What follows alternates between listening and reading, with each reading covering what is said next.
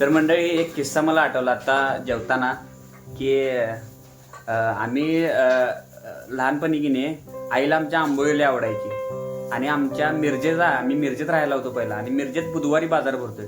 मग आम्ही आई कामावून आली ना तर संध्याकाळी आम्ही माळव्याचा बाजार आणला गावात येणार. तिथनं गाव 7-8 किलोमीटर लांब होतं.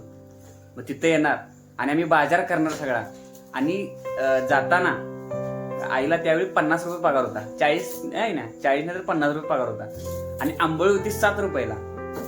मी दादा आई येणार आणि आमचं तिघांचं आई काय म्हणणार की बा एक दिवस एन्जॉय करायचं आपण. काय पाहिजे तुला? आंबोळी. आई तुला आंबोळी आवडते ना? मला पण आंबोळी आवडते. आणि आई त्या आंबोळीच्या गाडीवर घेऊन जायची आम्हाला आणि 21 रुपये बिल व्हायचं. आईला असायचा 50 रुपये पगार आणि 21 रुपये पगार 21 रुपये आंबोळीच होणार. आणि त्यावेळी आई अशी अवघडून बसायची कारण की आंबोळी खायला सगळे श्रीमंत लोक असायचे त्यावेळी कारण की आमची परिस्थिती लई गरीब त्यावेळी. आणि तिथं सगळी आणि आई अशी अवघडून बसायची. मला तो चेहरा अजून आमच्या आईचा असा दिसतोय की अवघडून बसलेली आहे आणि असं शिस्तीत खात्याली.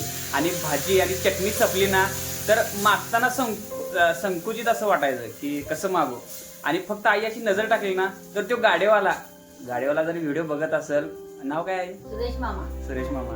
हा म्हणजे तो आणि त्यांचं पोरगा असायचं आणि तो आणि त्यांचं सुरेश पाटील तो आणि त्यांचं पोरगा असायचं त्या गाड्यावर. आणि तिने फक्त आईची एक नजर पडली ना तर तिने लगेच तिथनं यायचे, काकू काय पाहिजे तुम्हाला? भाजी घालायची, चटणी. म्हणजे असे सुद्धा त्यावेळी व्यावसायिक होते की जे मनानं श्रीमंत होते की असं तिने गरिबीचा आणि श्रीमंतीचा कधीच तफावत किंवा फरक तिने जाणवून दिला नाही कोणाला. आणि आज ज्या आंबोळीसाठी आम्ही आठवडाभर वाट बघायचो ती आंबोळी ही सोनबाई आई तुम्हाला काय पाहिजे? आंबोळी पोट भरून घालत्या आईला.